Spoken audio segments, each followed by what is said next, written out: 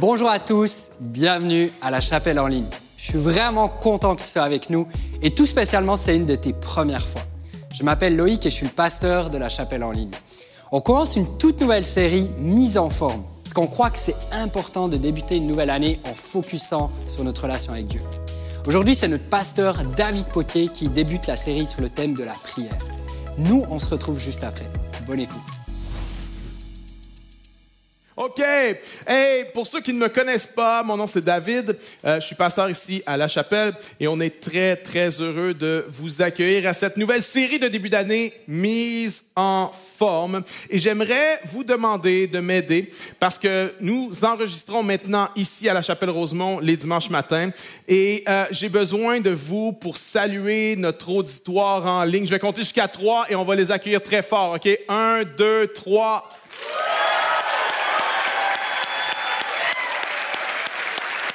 Allez, plus fort que ça quand même. Yeah!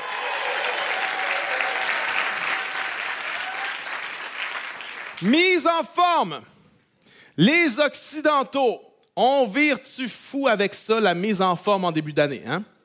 Tout le monde veut se mettre en forme physiquement. Club de gym, crossfit, zumba, cardio-box, spinning, etc. pour ne nommer que ceux-là. Nous avons une obsession pour la mise en forme physique. On investit temps et argent pour se mettre en forme physiquement. Mais qui investit tant pour se mettre en forme spirituellement? C'est ça qu'on va faire ensemble dans les mois de janvier et de février. L'apôtre Paul a dit ceci dans 1 Timothée, « Exerce-toi à la piété, car l'exercice corporel est utile à peu de choses. » Bon, il n'a pas dit que c'était pas utile, il a dit que c'était utile à peu de choses. Maintenant, il faut se mettre dans le contexte aussi. À l'époque, Paul devait faire au moins 20 000 pas par jour, OK? Il ne travaillait pas devant un ordi. Fait que l'exercice physique est utile à plus de choses aujourd'hui qu'à l'époque de l'apôtre Paul, mais c'est quand même utile à moins de choses, tandis que la piété est utile à tout. Ayant la promesse de la vie présente et celle de la vie à venir. Paul dit, la spiritualité, c'est un exercice. Oh, OK. C'est pas comme ça qu'on a tendance à le voir, hein? En d'autres mots, Dieu a un gym. Et lorsque tu as mis ta foi en Jésus, Dieu t'a amené dans son gym pour que tu puisses te développer spirituellement. Le terme ici, le verbe exerce-toi, ça vient du grec gymnazo, qui veut dire, en français, on utilise ce mot-là pour traduire le mot gymnase. À l'époque où Timothée était pasteur dans la ville d'Éphèse, ils avaient une obsession pour la forme physique, comme aujourd'hui. Les jeunes s'entraînaient, ils avaient des gymnases. Et Paul dit à Timothée, comme les gens d'Éphèse s'entraînent physiquement, vous devez aussi vous entraîner spirituellement. On comprend ça pour le physique. On comprend que si tu t'entraînes pas, tu t'atrophies. On comprend physiquement que pour avoir des résultats, il faut s'exercer. Mais pourquoi, lorsque c'est au niveau des choses spirituelles, on a tendance à croire que ça devrait arriver tout seul? On a tendance à croire dans l'instantané. Ah, je vais aller à telle conférence ou à telle réunion de réveil. Telle personne va prier pour moi. Puis après, je vais avoir un élan spirituel pour les 5 prochaines années. C'est faux. C'est complètement faux. L'exercice spirituel est comme l'exercice physique. Si tu ne t'entraînes pas, tu vas t'atrophier. Il y a 640 muscles dans le corps humain. 640. Si je faisais venir Arnold, pas Arnold aujourd'hui, mais Arnold dans ses bonnes années, Arnold Schwarzenegger dans ses bonnes années, et que je le mettais à côté de moi, vous auriez tendance à dire que Arnold a plus de muscles que Pasteur David. Mais savez-vous quoi? C'est pas vrai. Arnold a exactement le même nombre de muscles que Pasteur David. Mais Arnold a pris le temps de développer ce que l'Éternel lui a donné. Ce que Pasteur David a un peu moins pris le temps de faire. Voyez-vous, on pense que suivre Jésus, ça devrait être facile. Je ne sais pas où on a pogné cette idée-là. Honnêtement, j'ai aucune idée. Parce que Jésus lui-même a dit que si quelqu'un veut venir après moi, qui renonce à lui-même, qui se charge de sa croix et qu'il me suive. Jésus lui-même a dit que celui qui voulait gagner sa vie allait devoir la perdre. Alors, je ne sais pas pourquoi on a des fausses conceptions comme ça, que pour suivre Jésus, ça devrait être facile et qu'on cherche des solutions instantanées. Il y en a, c'est ça que tu cherches en ce moment, l'instantané. J'aimerais te dire, tu n'as pas besoin que prophète un tel, apôtre un tel ou pasteur un tel prie pour toi. Peut-être que ce que tu as besoin, c'est de t'entraîner. Amen. Peut-être que tu n'as pas besoin de changer d'église pour la 6e fois. Peut-être que qu'est-ce que tu as besoin, c'est de t'entraîner. Amen. Peut-être que tu n'as pas besoin de changer de femme pour la 5e fois. Peut-être que qu'est-ce que tu as besoin, c'est de t'entraîner. Mes amis, Dieu nous a inscrits à son gym et c'est le moment de cesser d'être passif, de nous plaindre ou de nous apitoyer sur nous-mêmes. C'est le moment de t'entraîner. Regarde quelqu'un à côté de toi puis dis-lui ceci, work it out. Dis ça à quelqu'un. Vas-y, regarde quelqu'un, dis work it out. Ah ouais, work it out, come on.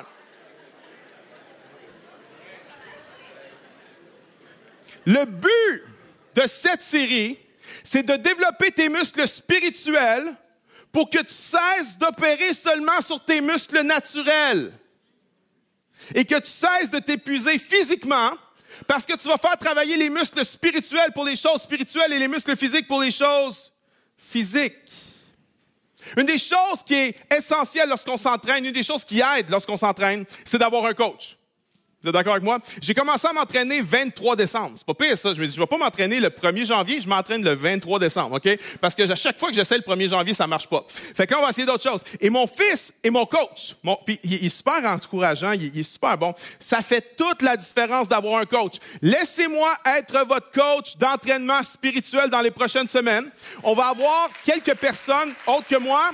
Pasteur Daniel Descaries va venir. On a aussi un pasteur que j'aime bien, que vous ne connaissez pas encore, qui s'appelle Pasteur Danny Wood, un homme de Dieu que je respecte énormément, qui va venir enseigner sur différentes disciplines spirituelles. Et à chaque fois qu'on va enseigner une discipline, on va vous proposer une mise en pratique dans la semaine.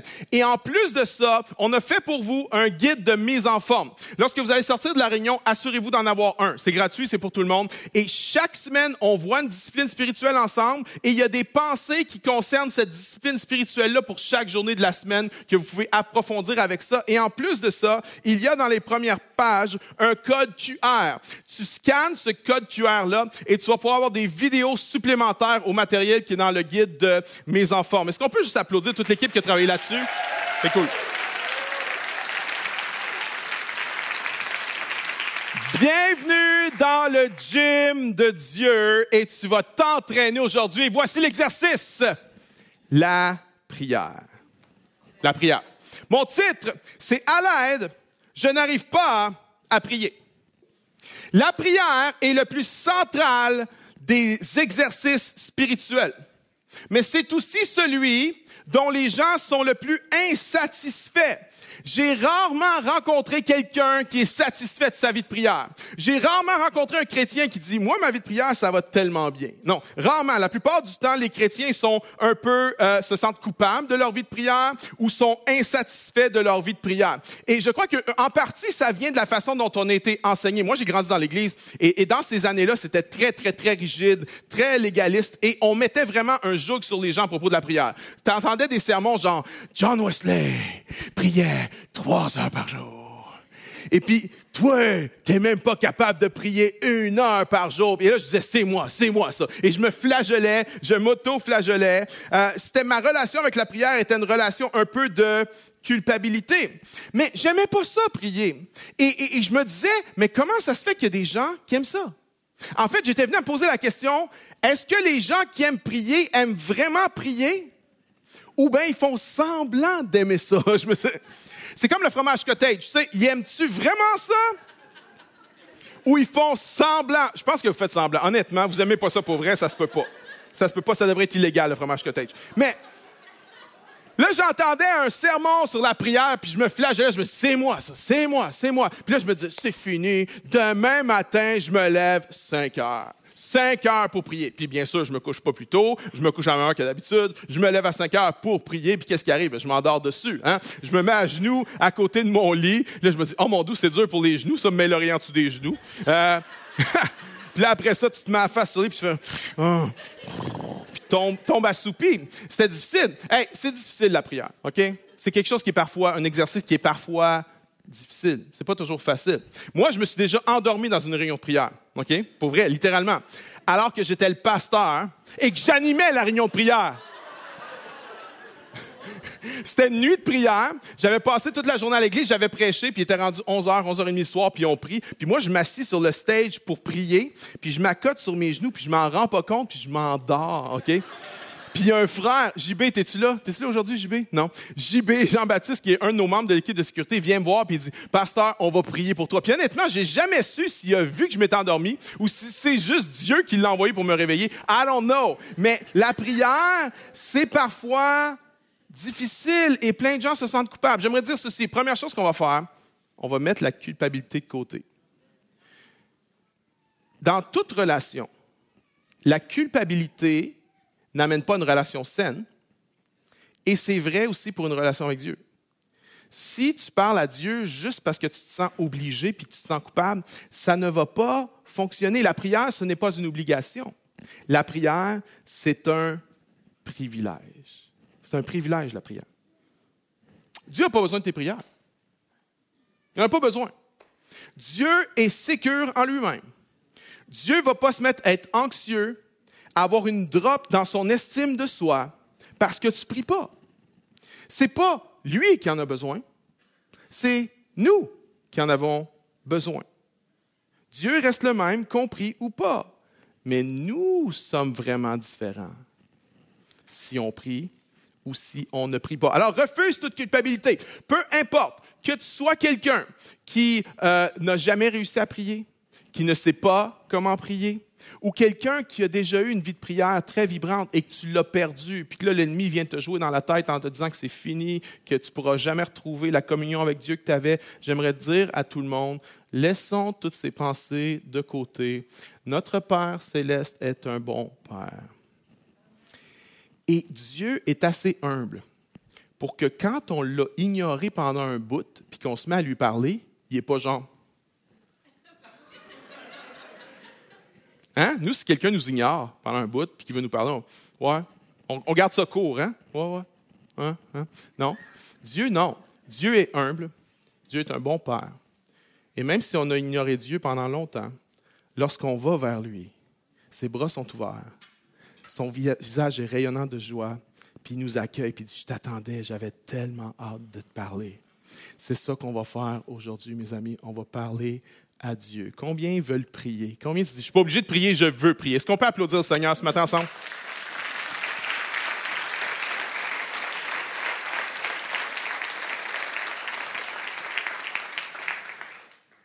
La prière, ça s'apprend. Tu as tous les muscles. Si tu es en Jésus-Christ, tu as mis ta foi en Jésus, tu as reconnu que Jésus est Seigneur, le Saint-Esprit est venu en toi, tu as tous les muscles nécessaires pour prier. Tes muscles ont juste besoin d'être développés. Alors, je vous donne 4 conseils rapidement pour prier et ensuite, je vais vous partager une forme de prière qui est très simple et efficace pour commencer, un point de départ. Premièrement, conseil pratique pour développer une vie de prière. 1, choisis ce que tu vas arrêter.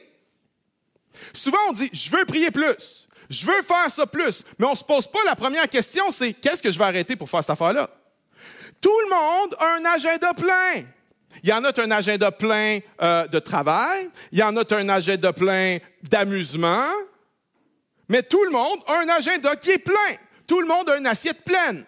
Et si tu veux ajouter quelque chose, la première question à te poser, c'est qu'est-ce que je vais enlever? Tu ne peux pas ajouter sans enlever, c'est impossible. Et souvent, on est bizarre les humains. Je veux faire ça. Oui, mais qu'est-ce que tu vas arrêter de faire? Si tu veux faire ça, il va falloir que tu arrêtes de faire autre chose. Première question, c'est qu'est-ce que je vais arrêter de faire? Tu ne dois pas, le temps, il ne faut pas que tu le trouves. Le temps, il faut que tu le fabriques. Dallas Willard dit ça. Le temps est fabriqué et non trouvé. Alors, première question, qu'est-ce que je vais arrêter de faire? Deuxième question, choisis un moment. Premièrement, choisis ce que tu vas arrêter. Puis 2, choisis un moment. C'est quand le meilleur moment pour prier? Question. Certains vont dire le matin, le midi, d'autres vont dire le soir. La réponse, c'est la suivante. Quand tu es à ton meilleur. Le meilleur moment pour prier, c'est quand tu es à ton meilleur. Si c'est le matin que tu es à ton best, prie le matin. Mais si le matin, tu es le genre de personne que même Jésus n'a pas le goût de parler, peut-être qu'il y a un meilleur moment dans la journée, un moment plus optimal pour ton temps de prière. Choisis un moment et le même moment à chaque jour. Si le moment change, ça va être très, très difficile de développer une vie de prière. Il faut que ce moment-là soit récurrent à chaque jour. Maintenant, tu dis, mais combien de temps je dois prier? Commence petit. On a un énoncé de culture à la chapelle qui dit, rêve grand, commence petit. Souvent, on met la barre trop haute. Je voudrais t'inviter à baisser la barre aujourd'hui. Sérieux? Oui. Sérieux. Parce qu'il y a plein de gens qui, toute leur vie, passent leur vie à essayer de développer une vie de prière et une communion avec le Seigneur en mettant une barre trop haute qu'ils ne sont jamais capables de franchir. Puis ils sont dans la culpabilité constamment. Puis ils se mettent à détester la prière, finalement. Baisse la barre aujourd'hui.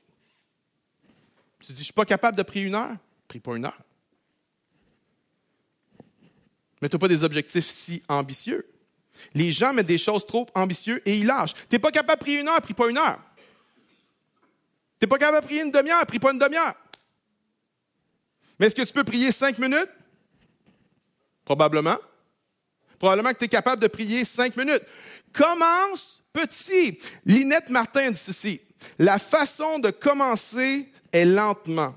Je recommande 5 minutes par jour. Ça peut sembler trop court, mais c'est mieux d'avoir un petit temps établi que de commencer avec un temps plus long et ensuite d'abandonner plus tard parce que c'est impraticable. Ce temps ne doit pas être plus long une journée et plus court une autre journée selon nos humeurs. Même si tu te sens très enthousiaste et que tu veux faire plus une journée, s'il vous plaît, restreins-toi à seulement 5 minutes. OK? Mets de côté le même bloc de temps jour après jour, ça peut se faire. Commence petit. Commence par 5 minutes. C'est pas si complexe. Commence par 5 minutes et je peux te garantir que quand tu commences avec ça, après un certain temps, si tu es humain, tu vas avoir la tentation de lâcher. Tu vas avoir la tentation de dire, OK, ben regarde, je ne ferai pas mon 5 minutes aujourd'hui, je vais faire 10 minutes demain. Mais si tu commences à penser comme ça, tu vas te retrouver le week-end, tu vas avoir 35 minutes à faire, OK? Tu vas avoir une dette de prière, puis là, tu vas te sentir coupable d'avoir une dette de prière. Non, OK? Dis pas aujourd'hui 5. Non, si c'est 5 à chaque jour. Et si un jour, tu sautes, tu ne le fais pas, continue avec 5 minutes par jour. Et tombe pas dans la culpabilité. Parce qu'oublie pas, c'est pas une base saine pour développer une vie de prière. 3, choisis un endroit. Ça te prend un endroit qui va t'aider à prier. Dans Marc, Jésus, ça nous parle de la vie de prière de Jésus. Vers le matin, pendant qu'il faisait encore très sombre, il se leva et sortit pour aller dans un lieu désert où il pria. Simon et ceux qui étaient avec lui se mirent à sa recherche et quand ils l'eurent trouvé, ils lui dirent « Tous te cherchent ». Jésus se retire dans un lieu désert pour prier. Jésus cherchait des endroits qui allaient l'aider à ne pas être distrait, à se concentrer sur la bonne chose. Et on va lui reprocher, « Hey, tu n'étais pas accessible! » C'était exactement ça le but de Jésus pendant son temps de prière, de ne pas être accessible. C'est quoi ton endroit? Pour certains, c'est devant une fenêtre. Pour certains, c'est en prenant une marche à l'extérieur. Pour d'autres, c'est une chaise spécifique. Moi, j'ai un ami que, lui, son endroit, c'est à côté du foyer au sous-sol. Il y a un foyer dans son sous-sol, c'est là. J'ai une autre amie, son endroit, c'est un tapis. Elle a un tapis de prière. J'ai un autre ami, c'est sa voiture. J'ai vu sur les médias sociaux cette semaine une fille qui avait fait de son garde-robe son endroit de prière. Elle a tout enlevé dans le garde-robe puis elle a affiché des versets bibliques. Et il y a un endroit. Le but, c'est d'avoir un endroit que ton cerveau va associer à la prière. Comme ton bureau de travail est un endroit que ton cerveau associe au travail, tu dois avoir un endroit de prière que ton cerveau va associer à la prière. Si tu n'as pas d'endroit, ça peut être un geste que tu poses. Si tu n'as pas un endroit particulier, ça peut être... Moi, pendant des années, je n'avais pas un endroit. Mon endroit, c'était la face dans le sofa. Maintenant, parfois, il y avait certaines odeurs dans le sofa, mais je change de place. La face dans le sofa. Pourquoi? Le but, c'est de ne pas avoir de distraction. Et avec le temps, cet endroit devient un peu comme un endroit sacré. Cet endroit devient comme un ami, un compagnon de prière. L'endroit va t'aider dans ta prière. Moi, j'ai eu le privilège de rencontrer le pasteur Charles Stanley. Certains le connaissent, le grand prédicateur baptiste. Il a prêché à des millions de personnes. C'est un monument. J'ai rencontré pasteur Stanley il y a quelques années. Puis j'ai eu le privilège je n'étais pas supposé, mais on m'a admis dans sa chambre de prière. Lui, il a aménagé depuis des années. Il y a un gros complexe pour leur ministère là-bas. Puis au milieu du complexe, il y a une pièce qui n'a pas de fenêtre. Puis il y a un lit. Il y a un petit lit dans cette pièce-là. C'est une couverture que c'est sa maman qui a fabriquée. Il n'y a rien là. C'est une pièce sans fenêtre, sans distraction. Et c'est là où Charles Stanley parle à Dieu. À chaque jour, depuis des années. Le but, c'est d'avoir un endroit qui va t'aider. Le but, c'est d'avoir un endroit qui va t'aider à couper les distractions. Alors, pour l'amour du Seigneur, s'il te plaît, n'amène pas ton cellulaire avec toi pendant ton temps de prière, OK? Trouve-toi une bonne vieille Bible, OK? Si tu dis, ouais, mais moi, ma Bible est sur mon cellulaire. Non, OK. Ça, c'est pour quand tu es dans l'autobus ou tu veux. Non, ça te prend une Bible en papier pour pas que tu amènes ton cellulaire avec toi dans ton temps de prière. Parce que moi, je sais pas pour toi, mais moi, il crie pour mon attention. Et en fait, toi aussi, OK? Il y a pas de... Il crie pour ton attention. Constamment. Alors, s'il te plaît, laisse le cellulaire de côté, laisse le carnivore digital de côté, choisis un endroit. Et 4, choisis une posture qui va t'aider. Il y a des postures de prière.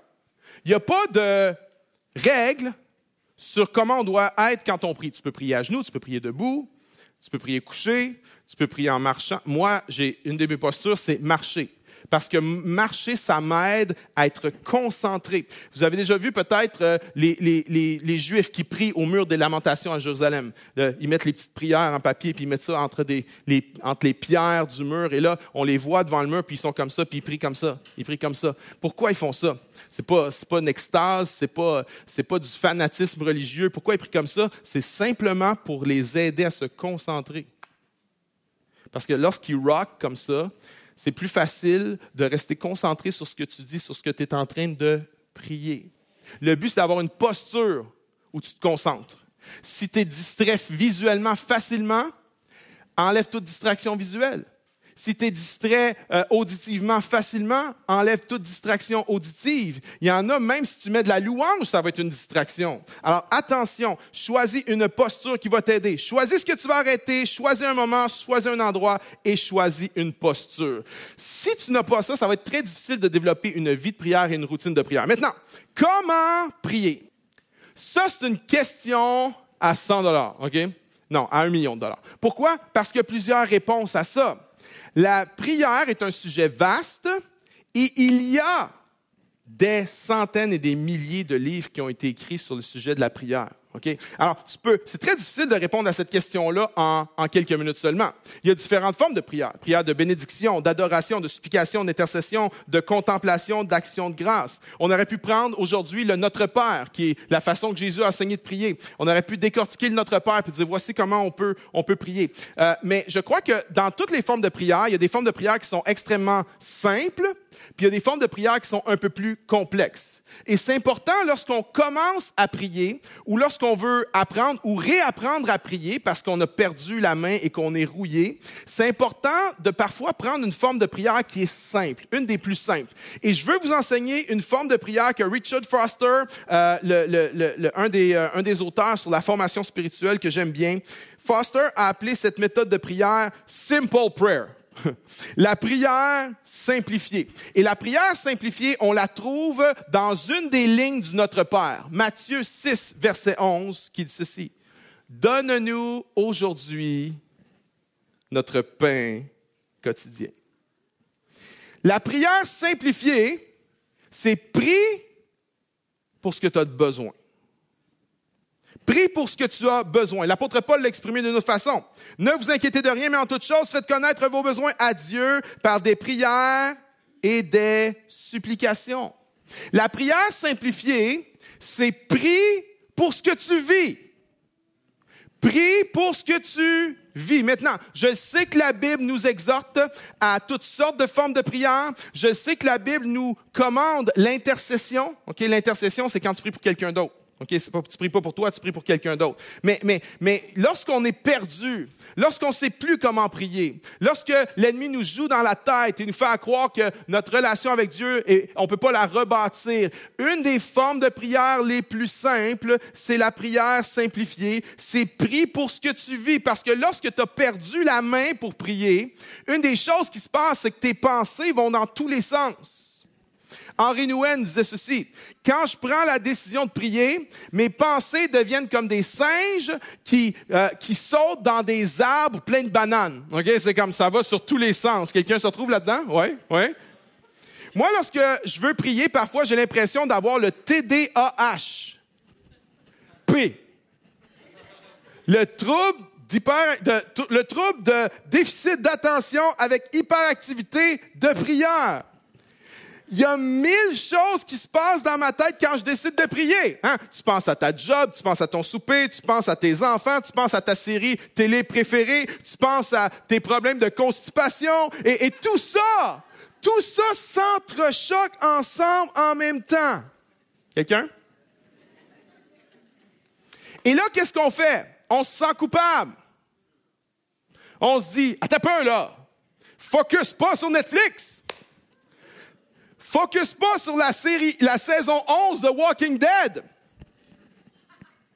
Focus sur les choses importantes et spirituelles. Et là, on se sent mal et on essaie de mettre notre esprit à focusser sur les bonnes choses, mais parfois, on n'y arrive pas. Et ce qu'on fait, c'est qu'on se met à prier pour les choses qu'on voudrait qu'ils soient dans notre cœur, au lieu de prier pour les choses qui sont vraiment dans notre cœur. Il y a une différence. Il y a une différence entre prier pour les choses que tu voudrais qui soient dans ton cœur. Tu voudrais être plus spirituel. Tu voudrais être plus noble. Tu voudrais aimer plus Dieu. Tu voudrais être plus un homme ou une femme de Dieu. Ça, c'est ce que tu voudrais. Et souvent, on se met à prier, on focus seulement pour ce qu'on voudrait qu'il soit dans notre cœur plutôt que ce qui est vraiment dans notre cœur. Maintenant, je ne suis pas en train de niveler par le bas. Non, pas du tout, pas du tout. Je ne suis pas en train de faire de la mise à niveau par le bas spirituel, pas du tout.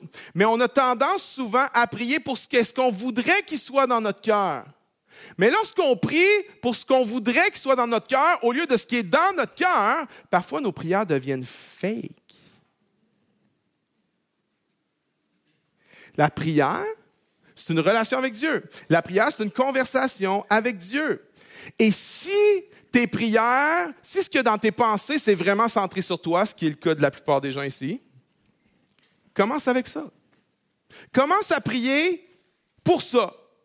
Commence à prier pour ce qui est sur ton cœur. Richard Foster a dit, « Nous venons devant Dieu tel que nous sommes, avec nos verrues et tout le reste. Comme des petits-enfants devant un père aimant, nous ouvrons nos cœurs et faisons nos requêtes. On n'essaie pas de trier le bon du mauvais. Par exemple, nous disons à Dieu comment nous sommes frustrés par un collègue de travail ou au bureau ou par le voisin de l'autre côté de la rue. Nous demandons pour la nourriture, pour une température favorable et une bonne santé. En d'autres mots, prie ce qui est sur ton cœur. Prie qu'est-ce qui est là. Il y a des fois, tu te dis, mais c'est pas beau ce qui est là. C'est pas noble ce qui est là. Tu as besoin de prier ce qui est là. Même si c'est des sujets qui tournent autour de toi, même si c'est des sujets qui semblent un peu égoïstes, commence par parler à Dieu de ça. Et lorsque tu commences à parler à Dieu, ce que Dieu fait, c'est que Dieu va élargir ton petit cœur.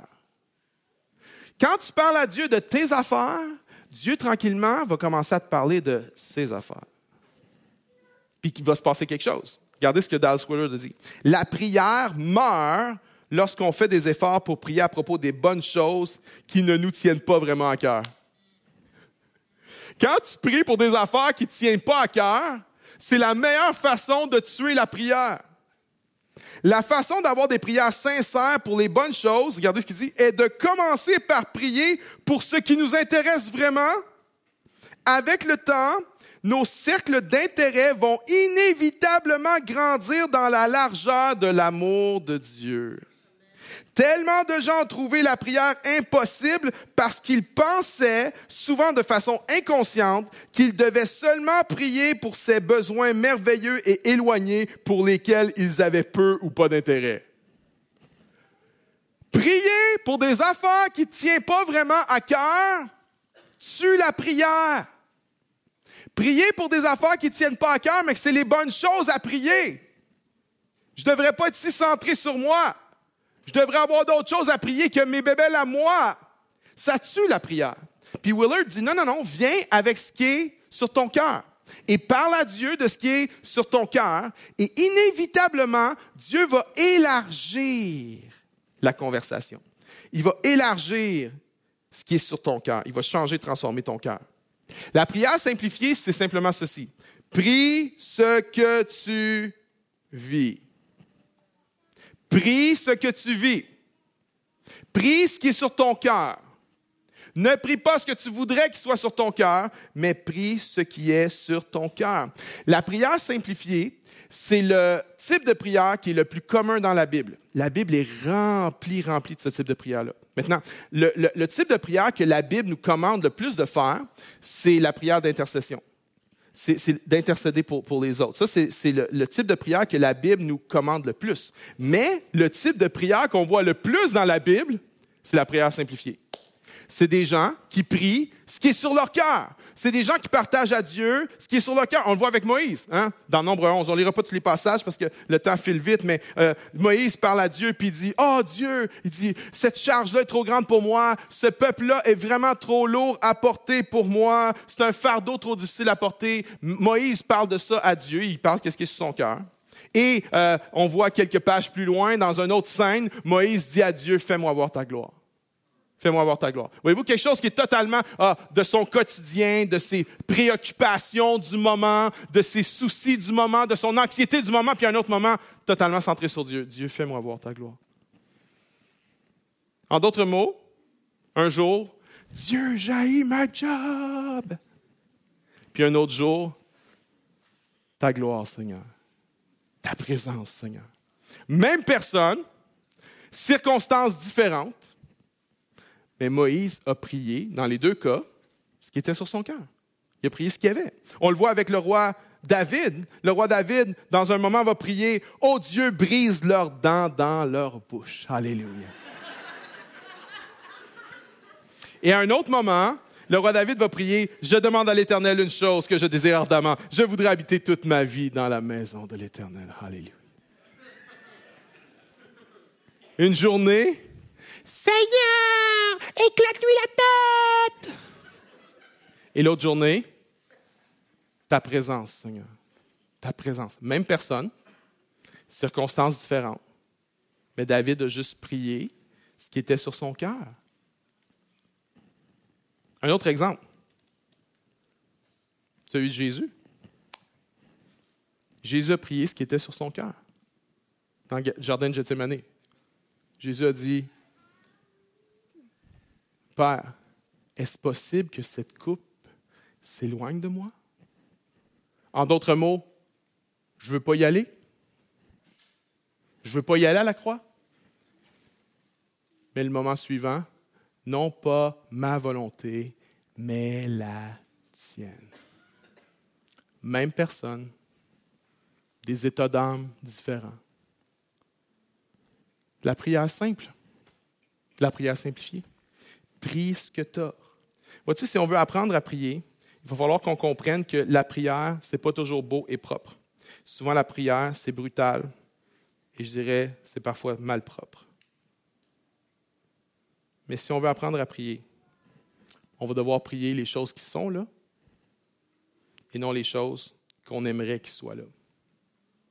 Il va falloir que tu apprennes à prier comme tu peux, pas comme tu peux pas. John Chapman a dit ceci, prie comme tu peux, pas comme tu ne peux pas. Tu dis, mais moi, je n'ai pas le goût de prier pour telle affaire, là. Prie pas pour ça. Non, pas vrai. Pas vrai. Je n'ai pas à cœur de prier pour telle affaire. Fais-le pas. C'est nul. Ça gosse. C'est pas vrai. Fais-le pas. Ouais, mais moi, je ne veux pas prier 1 heure. Prie pas 1 heure. Moi, je ne veux pas prier une demi-heure. Prie pas une demi-heure. Tu veux prier 5 minutes? Prie 5 minutes. Viens pas avec une attitude de performance.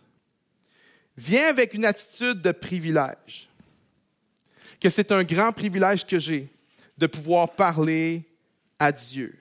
C.S. Lewis a dit, déposons devant lui ce qui est en nous et non ce qui devrait être en nous. Parce que la prière, c'est à propos d'être honnête avec Dieu. Tu dis, j'arrive pas à prier, là. J'ai plein d'affaires en tête, là. J'ai ma job, j'ai mon boss, j'ai soupé, les commissions, rendez-vous chez le médecin, les problèmes avec les enfants, à l'école, la garderie. Tu as 1000 affaires en même temps qui te passent par la tête. Puis ça dure à peu près 30 secondes chaque, puis après ça passe à une autre affaire. Prie 1000 affaires, 30 secondes chaque, puis passe à une autre affaire. Prie ça. Prie ce qui est là. Il y en a qui disent, mais là, je ne peux pas prier, j'arrête pas de penser à des pensées impures. Bien, tu viens de trouver ton sujet de prière. Tu dis, sérieux? Ouais, sérieux. Voilà son sujet de prière. Seigneur, je viens devant toi parce que j'arrête pas d'avoir des pensées impures. Je veux te donner ça. J'ai besoin de toi, j'ai besoin de ton aide. Tu es tellement distrait que tu n'arrives pas à prier. Dis à Dieu que tu es distrait, que tu n'arrives pas à prier. Tu te sens seul. Dis à Dieu que tu te sens seul. Tes pensées vont d'une affaire à l'autre. Dis à Dieu qu'est-ce qui se passe dans tes pensées. Parle-lui de ce qui se passe. Et c'est là que tu établis une relation. C'est là que tu établis un contact avec Dieu. Et de ce petit moment-là va naître autre chose. Essaie pas de performer tes prières. N'essaie pas de faker tes prières. Dans Luc 18, on voit cette histoire du pharisien et du publicain, où le pharisien vient au temple et il prie, puis il fait des grandes prières. Puis le pharisien se dit, qu'est-ce que Dieu aime? Dieu aime le jeûne. Je vais y parler de ça. Oh Dieu, je te rends grâce que je jeûne 2 fois par semaine. Qu'est-ce que Dieu aime? Dieu aime la générosité, la dîme. Oh Dieu, je te rends grâce que je donne la dîme de tous mes revenus. Et Jésus dit, voyez ça là? C'est pas ça la prière. Et il y a le collecteur de taxes qui est là, le publicain qui est là, qui lui va prier au temple, puis qu'il n'ose pas lever les yeux, il se frappe la poitrine, puis il dit, oh Dieu, sois apaisé envers moi qui suis un pécheur. Et Jésus dit, ça c'est la prière.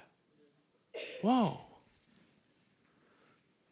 Voyez-vous, la prière commence quand on est honnête avec Dieu. Mais on se ment tellement nous-mêmes. On veut tellement avoir l'air meilleur devant Dieu que qu'est-ce qu'on est vraiment. Il y en a qui disent, mais non. Oui! Oui! On est tous comme ça. C'est pour ça que tu passes ton temps à essayer d'y parler des affaires qui ne sont pas dans ton cœur au lieu d'y parler des affaires qui sont vraiment dans ton cœur. Parce que c'est pas reluisant ce qu'il y a dans notre cœur. C'est pas cute ce qu'il y a dans notre cœur. Puis on aimerait tellement être mieux que ça puis parler de meilleures affaires que ça, mais souvent, il n'y a pas autre chose que ça. On n'a pas autre chose à parler que ça. Mais lorsqu'on commence à parler de ça, de ce qui est là, de ce qui est vrai, c'est là que la conversation commence. C'est là que la relation prend place. Et c'est impossible qu'un être humain soit en relation avec qui que ce soit puis que ça ne te change pas. Hein? On dit, choisis tes amis, tu vas devenir comme eux autres. Okay? C'est impossible en tant qu'être humain d'être au contact de quelqu'un puis que ça ne te change pas. Mais j'aimerais dire, si c'est vrai entre nous, c'est encore plus vrai avec Dieu. C'est impossible d'être en relation avec Dieu, même si tu es tout croche, messed up, jacked up, même si c'est n'importe quoi. C'est impossible d'être en relation avec Dieu et que ça ne te change pas. Avez-vous compris pourquoi l'ennemi s'attaque tant à la prière? Avez-vous compris pourquoi l'ennemi veut tant complexifier la prière? Avez-vous compris pourquoi l'ennemi va tout faire pour nous éloigner de la prière? Avez-vous compris pourquoi l'ennemi va faire de la prière un rituel religieux vide de sens et plate? Parce que lorsque tu es en prière, tu parles à Dieu, tu écoutes Dieu, et c'est impossible d'être en relation avec Dieu sans que ça te change. Ça va te changer. Ça commence peut-être petit, ça commence peut-être bien loin, mais ça va te changer, ça va te transformer. La prière simplifiée. Commence par là. Prie ce que tu as. Tu es anxieux? Prie ce que tu as. Tu es nerveux? Prie ce que tu as. Tu te sens seul? Prie ce que tu as. Tu es écœuré de ton célibat? Prie ce que tu as. Tu es écœuré de ton mari? Prie ce que tu as. Tu es découragé? Tu es déprimé? Prie ce que tu as. Tu es égoïste?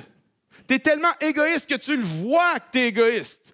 Prie ce que tu as. Tu es déçu de toi-même? Prie ce que tu as. Tu as l'impression que ta vie tourne en rond? Prie ce que tu as. Tu es retombé dans les mêmes affaires, dans les mêmes dépendances? Prie ce que tu as. Ton cœur est brisé en morceaux, pété? Prie ce que tu as. Tu es fâché contre Dieu? Tu es frustré contre Dieu? Pourquoi c'est arrivé ça? Pourquoi mes enfants ça? Pourquoi? Tu es fâché contre Dieu? Prie ce que tu as. Que tu sois fatigué, ennuyé, excité ou distrait, prie ce que tu as. Et lorsque tu commences à prier ce que tu as, tu commences à avoir une relation avec Dieu. Parce que tant que tu ne pries pas ce que tu as, tu ne parles pas à Dieu, c'est quelqu'un d'autre qui parle à Dieu. C'est pas le vrai toi qui parle à Dieu. J'aimerais ça vous dire que mes conversations avec Dieu sont un peu plus élevées que qu'est-ce qu'elles sont. J'aimerais ça vous dire que mes conversations avec Dieu sont plus spirituelles que qu'est-ce qu'elles le sont. Mais souvent, là, c'est juste à propos de comment je suis messed up, jacked up, centré sur moi, incapable de prier. Souvent, mes conversations sont pas belles. Mais ce que Dieu veut, c'est le vrai toi. Et ça ne donne rien de cacher le vrai toi. On ne se rend pas compte à quel point on se cache de Dieu. Mais qu'est-ce qui est arrivé dans le jardin d'Éden lorsque le péché est entré dans le monde? Ils sont cachés. On a eu peur de se cacher, on s'est mis des feuilles. Pareil comme si Dieu ne savait pas qu'est-ce qu'il y avait en dessous des feuilles. Voyons donc. Mais c'est ça le réflexe, hein? On a la tendance de vouloir montrer à Dieu qu'on est meilleur que qu'est-ce qu'on est. Et Willard dit, et Foster dit, ça c'est une des meilleures manières de tuer la prière. Parce que là, tu mets ton masque.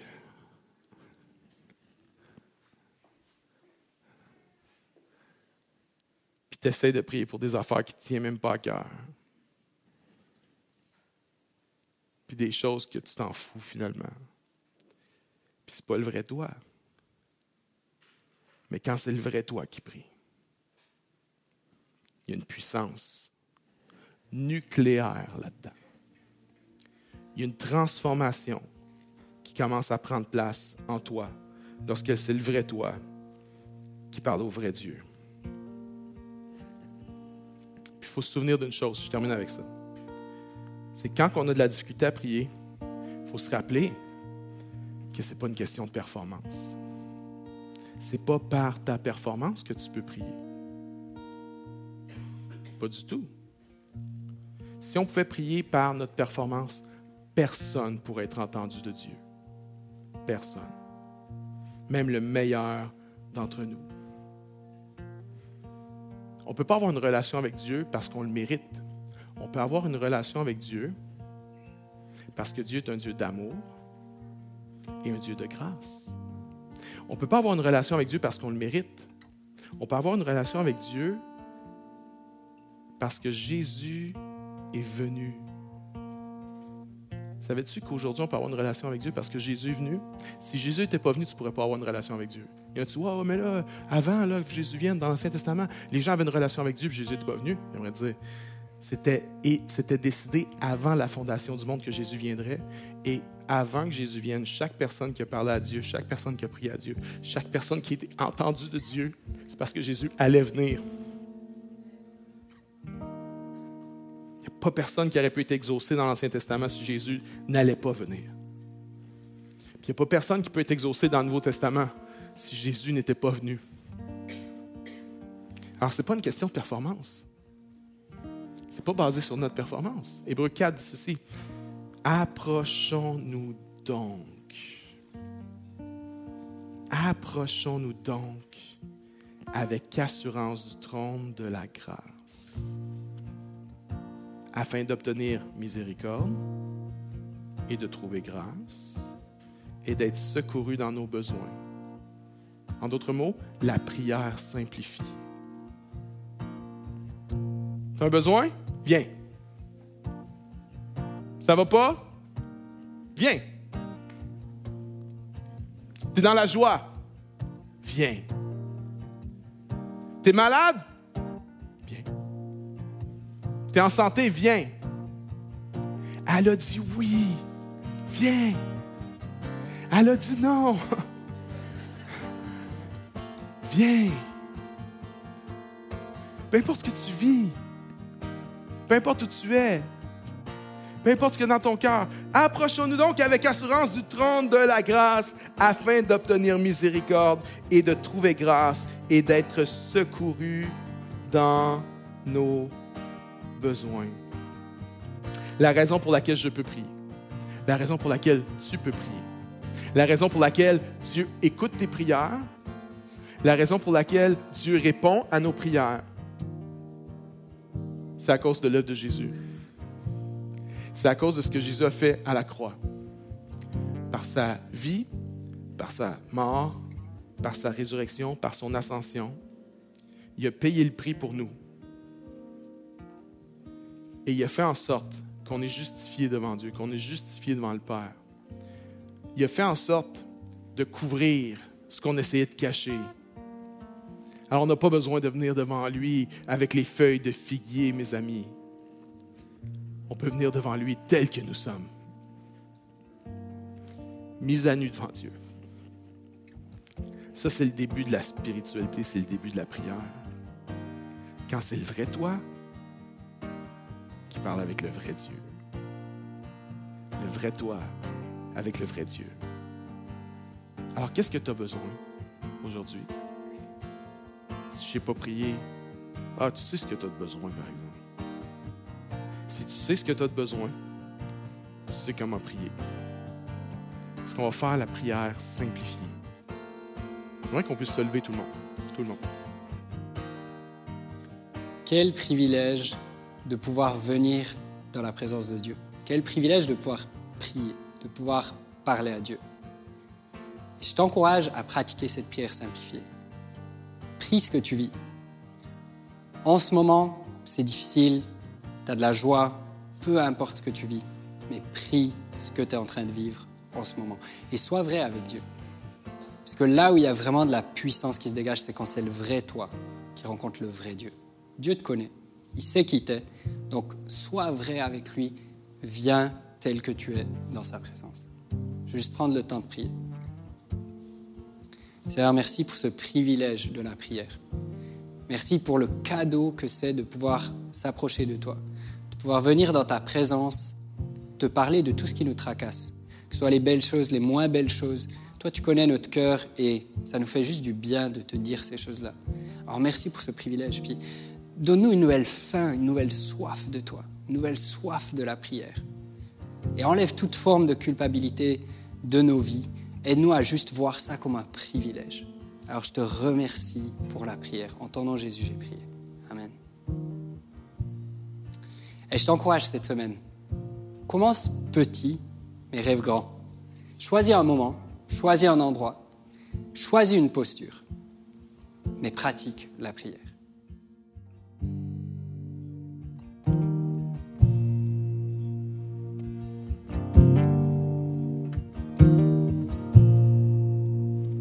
Nous sommes un autel de pierre brisée, mais tu prends plaisir à nos offrandes.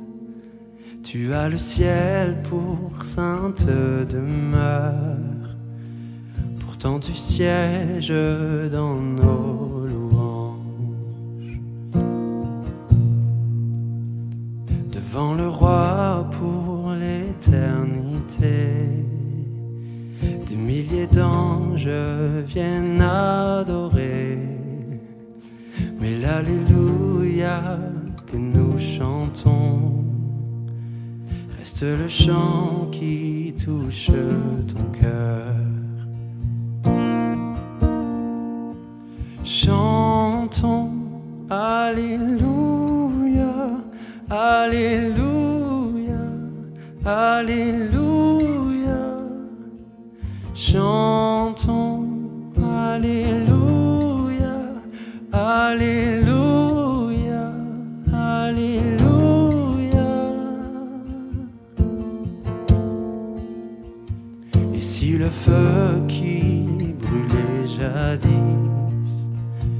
devient une imperceptible braise, je n'oublierai pas ton sacrifice, ainsi que ton grand amour pour moi. Chantons, chantons, Alléluia, Alléluia, Alléluia. Chantons, Alléluia, Alléluia, Alléluia. Chantons, chantons, Alléluia, Alléluia, Alléluia. Chantons, Alléluia, Alléluia, Alléluia. Oh, quel merveilleux jour ce sera, quand chaque genou s'inclinera. Mais pourquoi attendre ce moment? Oh Dieu, viens et règne maintenant.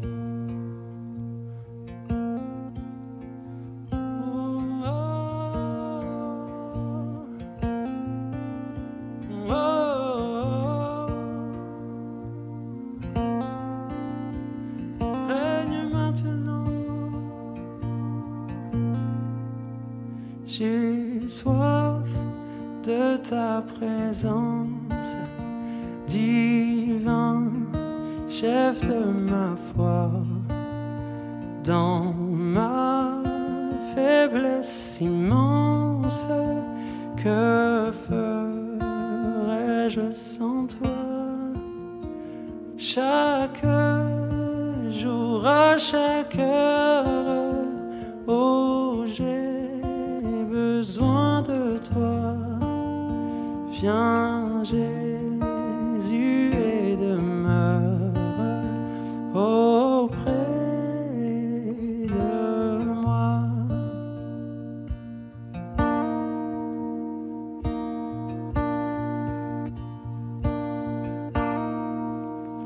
Oh Jésus, ta présence, c'est la vie et la paix.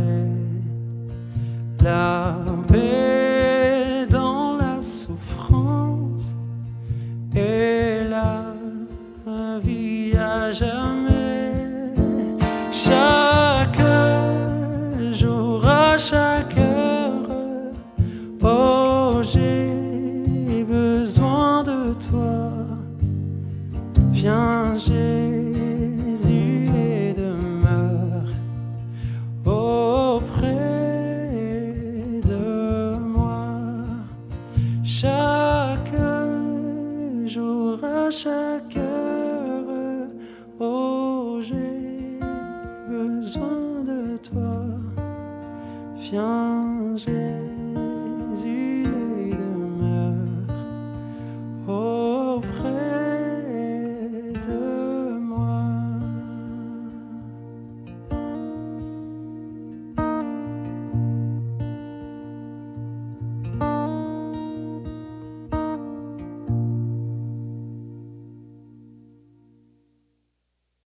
J'espère que tu aimes notre série Mise en forme. Pour aller plus loin, viens prier avec nous.